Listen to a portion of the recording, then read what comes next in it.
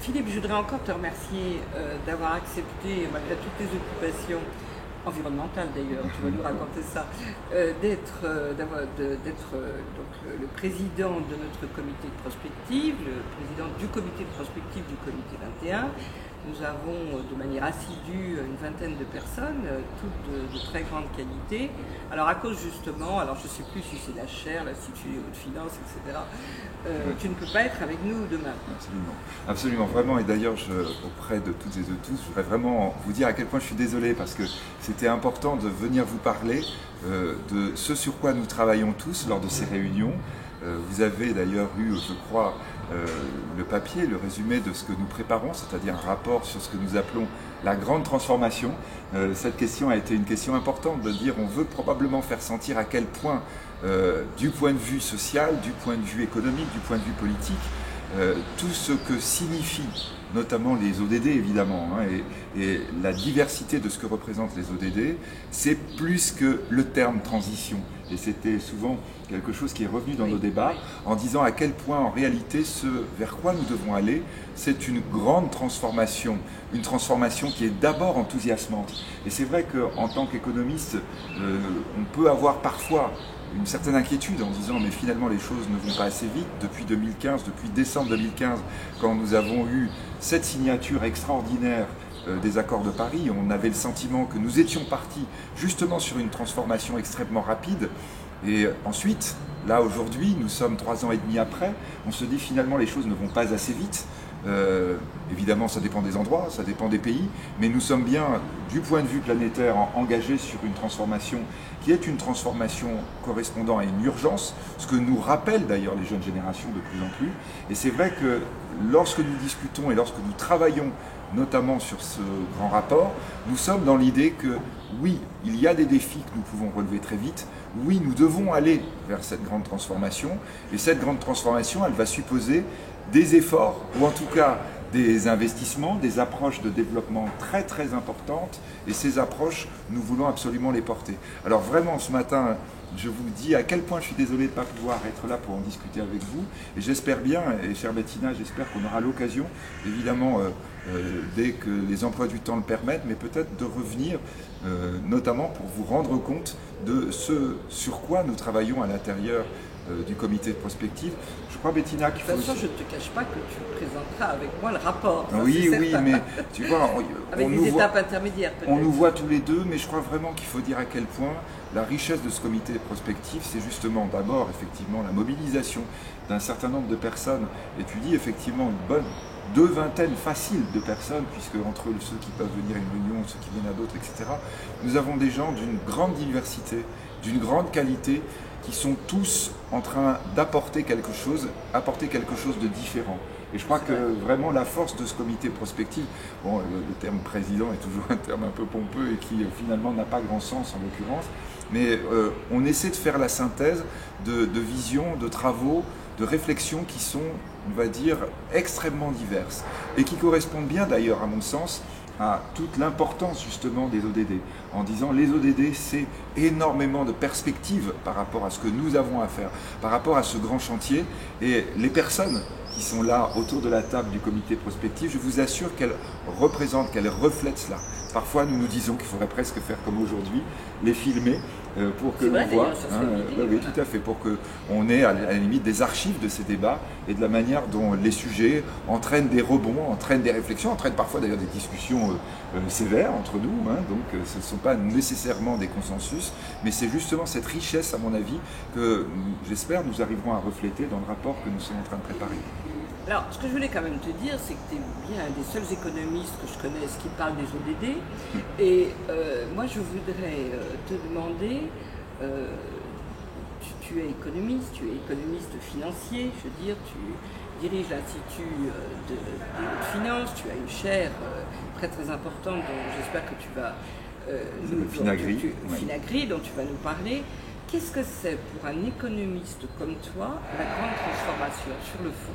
Donc je crois vraiment, hein, quand on revient sur la question des ODD qui est absolument centrale, c'est de dire il y a une urgence. Il y a une urgence à tout point de vue sur les enjeux, car qu'ont établi peu à peu d'ailleurs les COP et surtout évidemment au niveau des accords de Paris, cette urgence, elle peut avoir un côté angoissant et je crois que dans le milieu économique, on doit bien avoir cette idée qu'on est probablement beaucoup trop le nez sur le guidon, si vous me permettez cette expression, c'est-à-dire dans finalement des logiques et des mesures, par exemple de performance, de fonctionnement, etc., qui sont des logiques la plupart du temps avec des visions de court terme.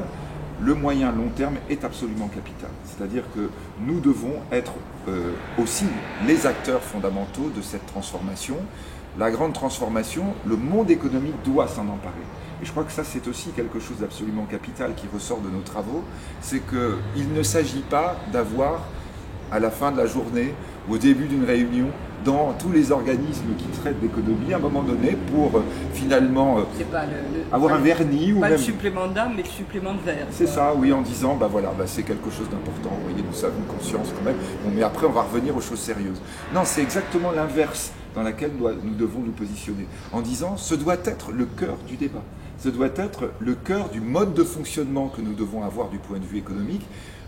Si vous me permettez, peut-être ce raccourci, c'est de dire, parvenir à ce que ce soit totalement rationnel, y compris d'un point de vue économique, de travailler sur la réalisation des ODD.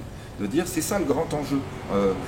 Ça n'est pas simplement une injonction à laquelle nous répondons en tant que citoyens, et ensuite en tant qu'économistes, on va revenir à nos occupations traditionnelles, c'est de dire citoyens et l'action, par exemple en ce qui me concerne en matière économique et notamment dans la question financière, c'est de dire les ODD doivent être au cœur de notre réflexion et au cœur des actions que nous allons mener. Donc ça veut dire quoi ? Ça veut dire que très concrètement, quand on est en train de parler de la grande transformation, et je le répète, moi j'en prends même la mesure à chaque fois quand on est dans ces discussions du comité prospective, à quel point c'est encore plus large, c'est encore plus important que ce que je pouvais penser en arrivant à la réunion avant qu'elle ne commence. Ça veut dire quoi? Ça veut dire que quand on parle d'importance, ça veut dire que c'est un effort prodigieux que nous devons faire, que nous devons mener. Cet effort, en termes économiques, je le traduis par une nécessité d'investissement absolument massif. Un investissement qui devra être mené aussi bien dans le domaine privé que dans le domaine public, qui devra provenir d'un certain nombre, on va dire, d'objectifs, d'un certain nombre d'impératifs qui auront été déterminés. Un investissement, ça veut dire quoi? Ça veut dire aussi que nous aurons derrière la problématique de l'investissement, le moment où il sera réalisé, qui sera la question du financement. Et c'est pour ça, bien sûr, que la spécialité qui est la mienne, que tu soulignes, de dire comment on fait concrètement pour aboutir aux ODD. Eh bien, concrètement, il faut investir. Concrètement, il va falloir trouver les financements pour cela. Et c'est vrai que de ce point de vue, c'est probablement le grand chantier qui est devant nous, c'est de dire à quel point nous devons canaliser, pousser des parts d'investissement de plus en plus importantes de par le monde, qui soient la réponse directe à ces questions de débat. Mais est-ce que tu as l'impression, d'abord, que l'ensemble des investisseurs, des banques, etc., sont conscients de ce besoin de massification? Est-ce que tu as vraiment l'impression que tout cela augmente très vite ou que c'est simplement encore balbutiant? La réponse à ta question, Bettina, elle est paradoxale, parce qu'en même temps, la prise de conscience, elle est incontestable, elle s'accélère, elle est absolument remarquable. On voit à quel point dans le modèle économique, on a, mais pratiquement on pourrait le mesurer de semaine en semaine, ces questions qui deviennent des questions absolument majeures. Et là, pour le coup, quand on est en train de regarder notre pays, la France est un pays qui est particulièrement sensibilisé, dans lequel on voit se mettre en place, et d'ailleurs ça se traduit du point de vue... Il y a un classement récent qui vient de sortir, la France dans la réussite, entre guillemets, des ODD est le 4e pays au monde. Oui, absolument. Hein, donc, et ça veut dire, du point de vue économique par exemple, que le monde de l'entreprise doit s'ouvrir, doit travailler de plus en plus, par exemple, avec le monde des ONG. Hein, c'est quelque chose d'absolument capital. Donc, là, on pourrait se décerner un satisfecit. Lorsque, du point de vue de ma spécialité, on regarde par exemple les émissions des green bonds, hein, c'est-à-dire ces éléments de la finance verte qui vont permettre de financer les investissements, la France est un des leaders, et peut-être le leader mondial de ce point de vue. Mais quand je vous dis après à quoi ça correspond, je vais vous donner un chiffre qui tout de suite peut sembler enthousiasmant, 50 milliards. C'est énorme, 50 milliards, mais non. Ce n'est absolument pas à l'échelle de la transformation que nous étions en train d'évoquer. C'est-à-dire qu'en même temps, on est dans cette prise de conscience. Tu as un chiffre, le besoin financier au niveau de la transformation? Lorsqu'on est en train d'évoquer, par exemple, sur un pays comme la France, lorsque nous sommes en train de parler de transformation, les idées, c'est de travailler en ce qu'on appelle maintenant en trillions. Oui. C'est-à-dire que ce sont des milliers de milliards d'euros. Ce n'est pas quelque chose d'affolant. Il y a 4 000 milliards d'épargne en France. Donc il y a une capacité d'investissement absolument gigantesque.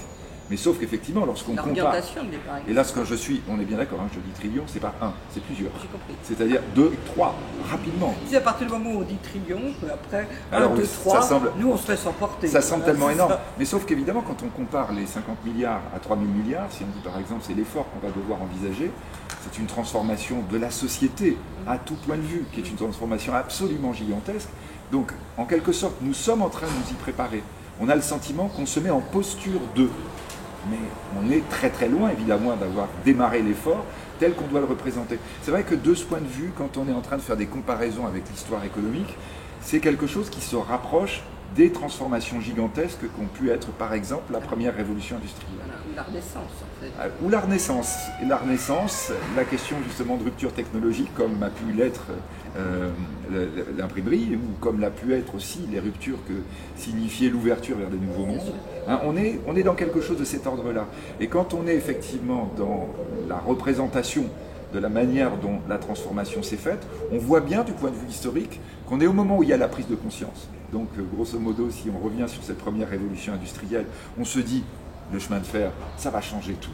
Ça va tout changer, en fait, ça va changer notre rapport à la ville, notre rapport au territoire, etc. Donc on est là. Mais on a juste la première ligne de chemin de fer, Saint-Germain-en-Laye-Paris, qui vient d'être commencée. On en est juste là.